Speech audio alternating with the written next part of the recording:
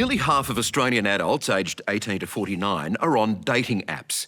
And while platforms like Tinder, Bumble and Hinge have made it easier for many to find love, there's also a much darker side to digital dating. Tonight, our global investigation uncovers the sinister secrets these apps don't want you to know. Here's reporter Ashlee Mullany.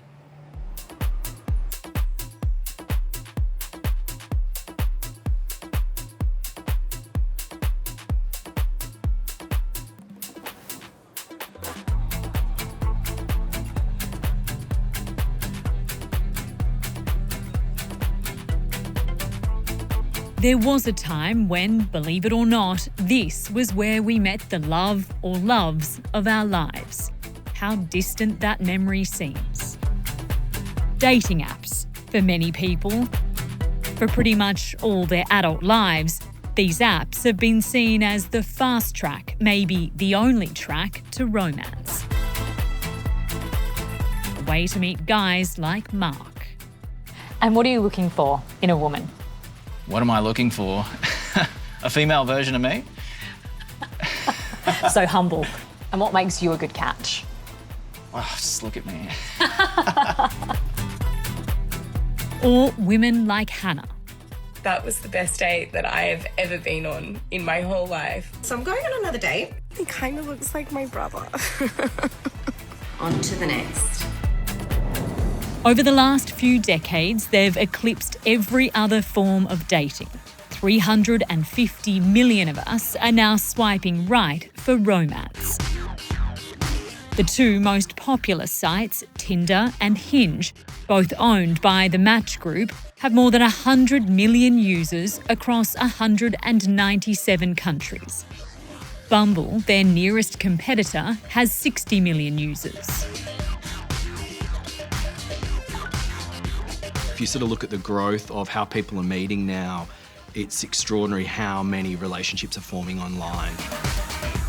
I think most people would have been to a Tinder or a Hinge or a Grindr wedding or several. Just as their growth has been phenomenal, so has their values skyrocketed. I knew from the very beginning we were onto something. Fran Meyer co-founded Match.com, the world's first dating app, in 1995. We really focused on attracting women. So we only had 5 questions. And the 5 questions had a lot to do with how you looked.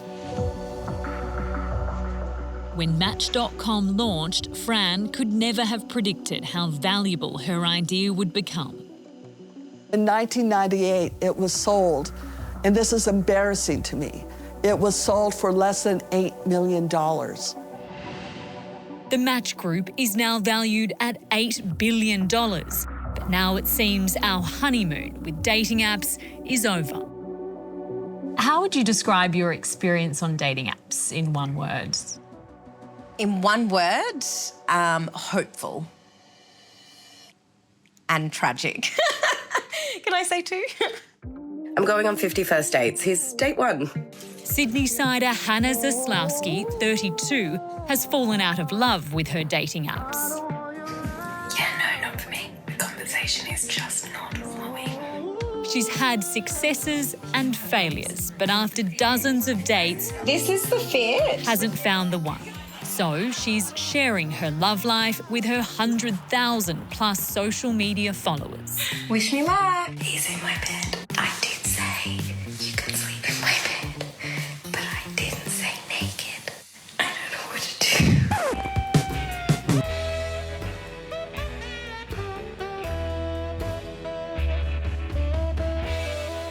CrossFitter Mark Elwood has been swiping right for 8 years in vain. And the rate of success? Well, I'm still single, so it's very fatiguing at times.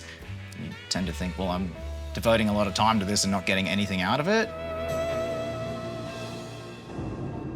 It should be a goldmine, but it really isn't in a lot of ways.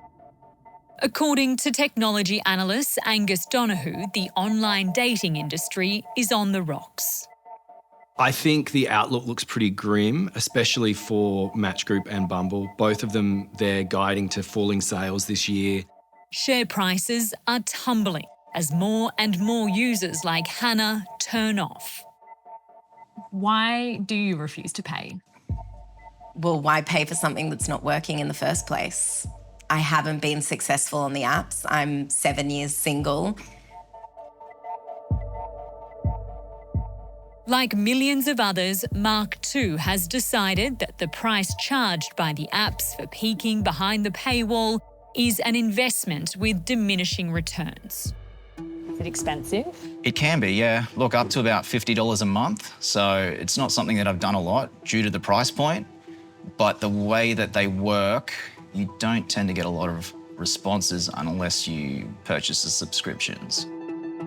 There's such a disconnect between what the product is and what the actual outcome is for users. This is not something where you get what you pay for. Trying everything it can to win back hearts and wallets, the Match Group has been cost-cutting, while divorcing its CEOs at an alarming rate. They've tried everything under the sun to get more money out of the right users, and it hasn't all just kind of meshed together in the right sort of way. Their strategies seem very tired. The struggle to streamline finances comes at a dangerous price. The online dating apps have opened the door to real-world predators. I just told them that we were having to triage rape, which nobody ever wants to do. We were having to triage reports of drugging. For nearly a decade, Michael Laurie was a content moderator and online security guard for the Match Group. Now he breaks his silence. You're in a unique position where you've seen behind the curtain. You've seen how these dating apps operate. With everything you know now, Michael, do you believe they're safe? No, I don't think they're safe. I had always envisioned, being married by the time I was 30 and starting a family. Hadn't quite happened yet for me. Maddie Lane, now in her early 30s, was 19 when she started using dating apps. What were you looking for in a man? I don't think I was looking for much. Just a good person, a kind person. But Maddie wouldn't meet a kind person. She would meet Boyd Kramer, who would assault her after they matched on Tinder. What are you looking for on Tinder exactly? These are Maddie's text messages with Kramer. She has no record of her Tinder communication. Honestly, don't know what I want. Just know I don't want to be alone in my apartment anymore. Not willing to commit to anything, but open to see where it goes. Before they meet up, she makes her position very clear. I don't jump into bed with people, never have. So if you are looking to hook up, I'd rather be upfront. I'm not your girl and we wouldn't be having sex tonight or when we catch up. So if that's what you're after, I wouldn't want to waste either of our time. It was deception of the cruelest kind. On that first meeting, Kramer raped Maddie, then tried to crawl out of it. Can you forgive me? I was very attracted to you. That's not me. I hope you understand. I am sorry, girl. I said no. I said no to sex the entire night. Even before I got there, I never consented. What you did was wrong. Unlike many victims who were too traumatised or ashamed to go to police, Maddie did. The police asked me to reach out to Tinder and ask them for the transcripts of our conversation, so I reached out to them as well. But Tinder said they'd all been deleted. Were you surprised by that response? I would say disappointed. Disappointed by the response. I mean, that's how I found this person. The person who had done this horrible crime to me was through their app. Maddie's text messages were used as evidence against Kramer. And despite the lack of help from Tinder, he was convicted of raping her, but never served a custodial sentence.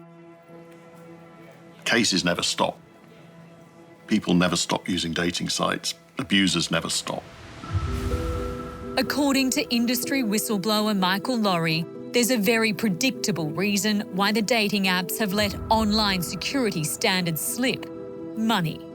I don't think someone's safety should come at the cost of making money from an app. Up next, the dangerous price of love. What words come to mind when you think about some of the content that you saw on the dating app? Disturbing. And Maddie meets Mr. Right. He listened, he empathised, and it didn't change how he looked at me.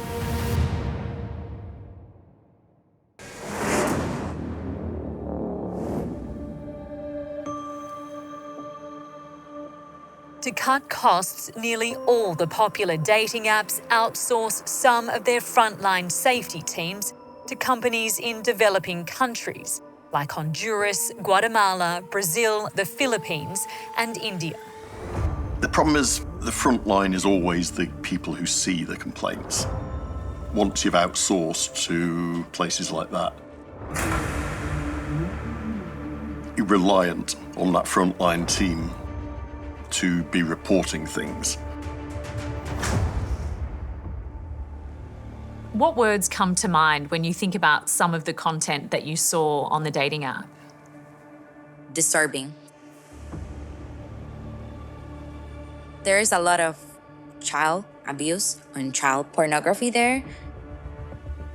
Maria was paid just $30 a day in Honduras to be on that front line of user safety for a major dating app. One of the most disturbing cases that I had to, let's just say, investigate, it was a group of men who were planning to rape kids. Did you feel like you wanted to report this to the police? Yes, but at the same time, I'm in another country. Even though if I reported it here, they were not gonna do anything.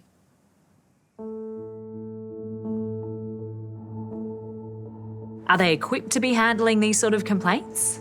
No, but it's not going to solve the problem ever because the problem is just too big and predators are out there. And alarmingly for users like Maddie Lane, convicting criminals like her rapist Boyd Kramer doesn't necessarily mean they won't be back on the same dating apps. It's not 100% easy to stop somebody coming back onto a site. You can't keep people off who want to come back. If they're determined to come back, they'll work out a way of doing it. Despite the horror Maddie went through, she remained determined to find the kind man she'd always dreamed of. But I'm stubborn, I guess I would say. So I sort of pushed through it. I did go back online. I was fortunate and I did find a keeper. In a happy twist of fate, Maddie met Vincent Cusimano on a dating app. Early on, I think we're still on the Hinge chat at that point, and she said, full disclosure, I went through an assault. I remember being very angry for her after hearing everything she went through. He listened, he empathised, and it didn't change how he looked at me, so. After 2 years of dating, on a sunny Sydney afternoon, Vincent popped the question. Maddie will soon marry her kind man. What are your emotions now, Maddie, around this? I don't think I'll never not be angry. This happened to me and, I used to be ashamed of it, but I grew from this. I'm not the person I was back then. I'm a lot stronger than I was and I'll stand up for myself a lot more than I used to.